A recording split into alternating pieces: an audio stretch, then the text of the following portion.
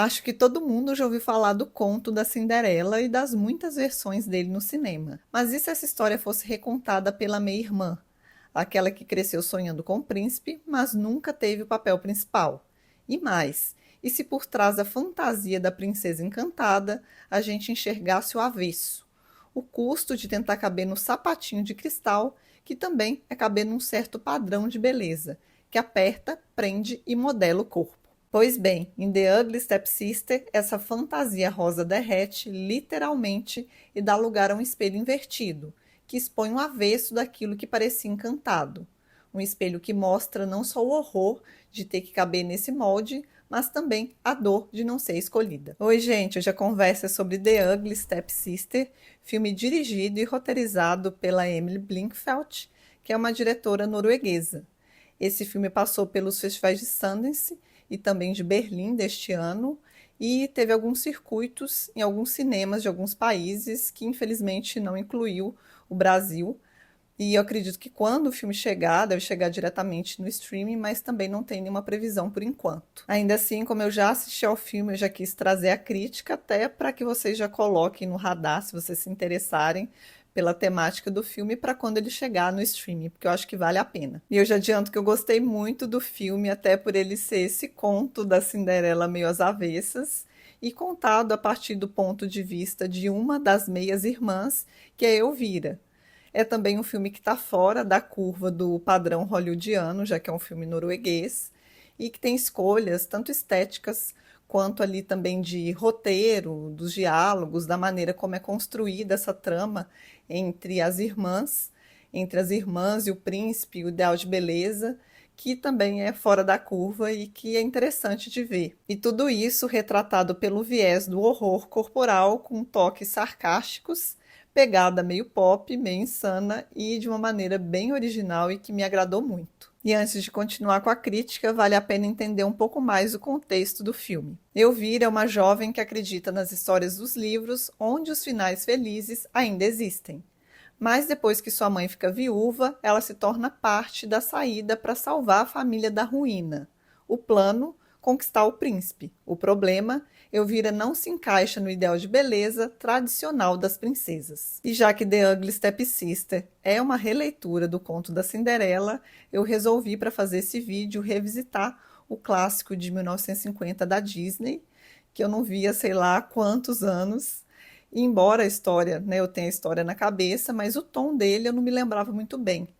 Então ele tem esse aspecto do sonho muito presente, em que a Cinderela pode sonhar apenas quando ela dorme, e quando ela acorda, o sonho já não existe, porque ela tem que servir a madrasta e as duas irmãs. E o filme traz isso logo no início, numa cena musical, em que a Cinderela interage com os passarinhos, enfim, e que ela vai dizer dessa importância de sonhar. E esse é um filme que é muito voltado para o público infantil, com a prevalência da fantasia, inclusive os animaizinhos, principalmente os ratinhos, que ajudam a Cinderela, eles têm quase que um protagonismo maior do que os próprios humanos, até para criar essa atmosfera do encantamento, né, e da Cinderela passar por esse processo de se encantar, né, de ser encantada.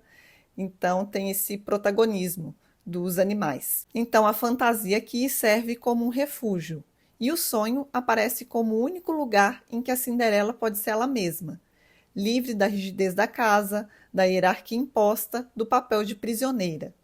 Mas o que acontece quando esse sonho passa a ser uma exigência?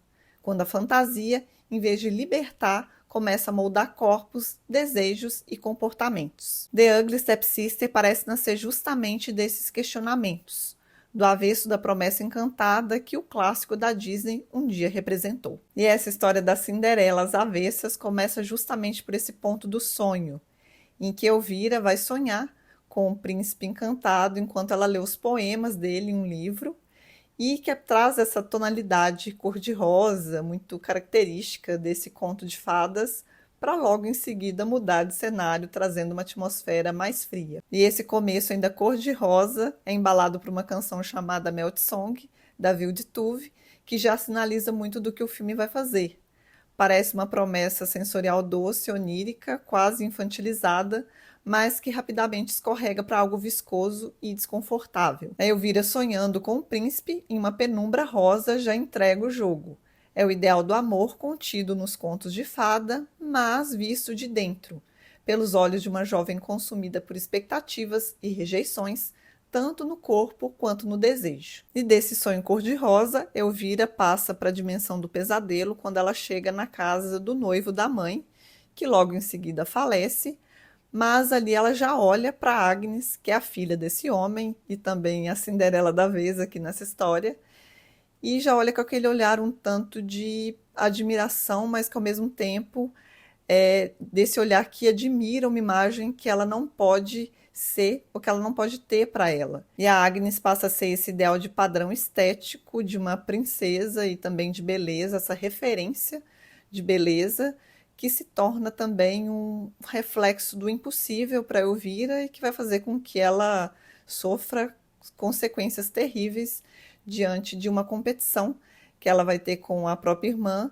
pelo príncipe. E isso é tão radical que até o nome próprio de Elvira, o sobrenome, vem associado a Agnes, já que quando elas são convidadas para o baile e eles precisam escrever o nome completo no convite, a Agnes dá o nome de Elvira Stepsister.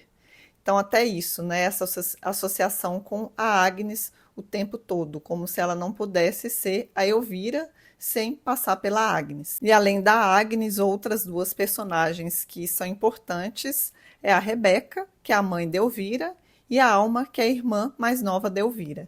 A Rebeca, ela quer a todo custo casar com um homem rico ou então fazer com que uma das filhas se case porque ela está na miséria. E quando o pai da Agnes morre, isso piora ainda mais porque ela achava que ele tinha dinheiro, mas ele também não tinha. Ele também entrou num casamento por interesse. E aí o que a gente vê é uma tentativa desesperada dessa mãe fazer com que a filha se case com o príncipe a qualquer custo, ainda que a imagem dela, o corpo dela tenham que ser completamente modificados. É literalmente uma mãe que devasta a filha. Por outro lado, a Alma é uma personagem super interessante, que inclusive demora bastante até a falar no filme. Ela é uma menina que mais observa do que diz, mas nesse tom de observação a gente consegue perceber um outro lado ali do que está acontecendo. Até porque entre essas personagens ela é a mais lúcida.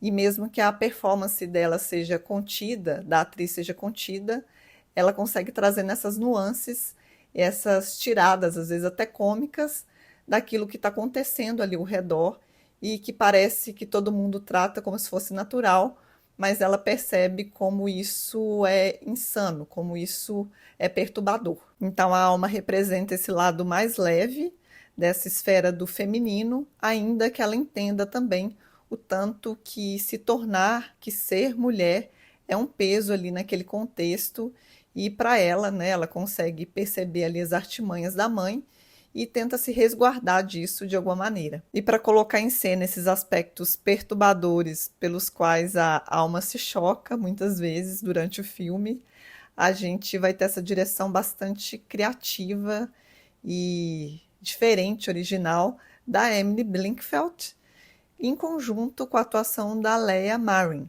que é quem interpreta Elvira. É uma atriz que eu não conhecia, mas é uma atriz super competente que coloca essa personagem num lugar que eu acho que é de destaque mesmo. Não só por ela ser protagonista, mas pela maneira como ela vai encarnar ali os desafios que são impostos a ela, principalmente no que se refere aos elementos corporais, que a personagem dela é o tempo inteiro confrontada com isso, com a imagem, com o corpo que está se transformando, que está mudando e que paga o preço por isso também. Inclusive, fica o aviso aqui para quem tem talvez uma sensibilidade com filmes de horror corporal, que tem alguns momentos ali que a Emily Blinkfeld vai trazer essa questão da transformação do corpo por cirurgia, uma dieta super esquisita, que podem ser mais sensíveis para algumas pessoas. Eu vou falar que eu achei até tranquilo, porque depois que eu vi Grave, da Júlia Ducournau,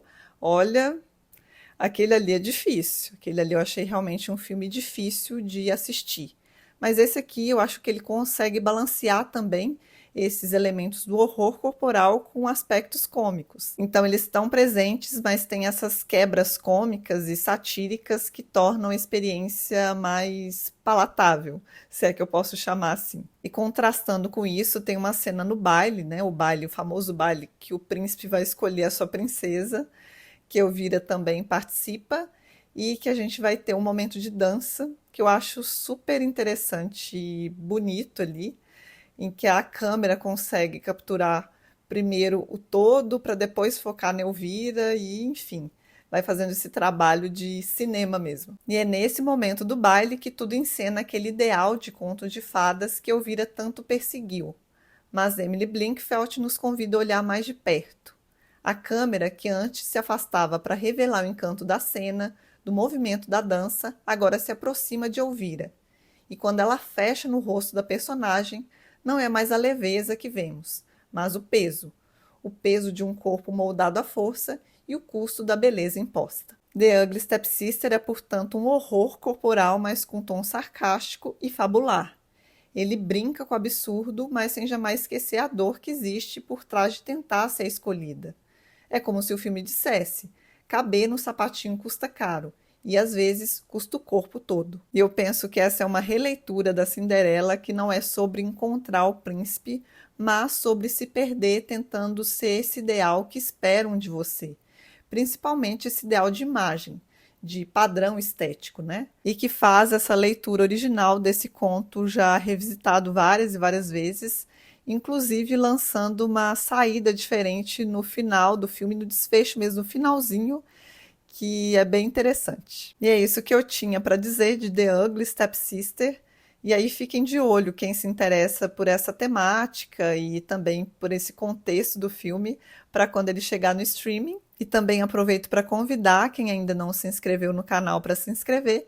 E se você gostou do vídeo, também aproveita para deixar o seu like.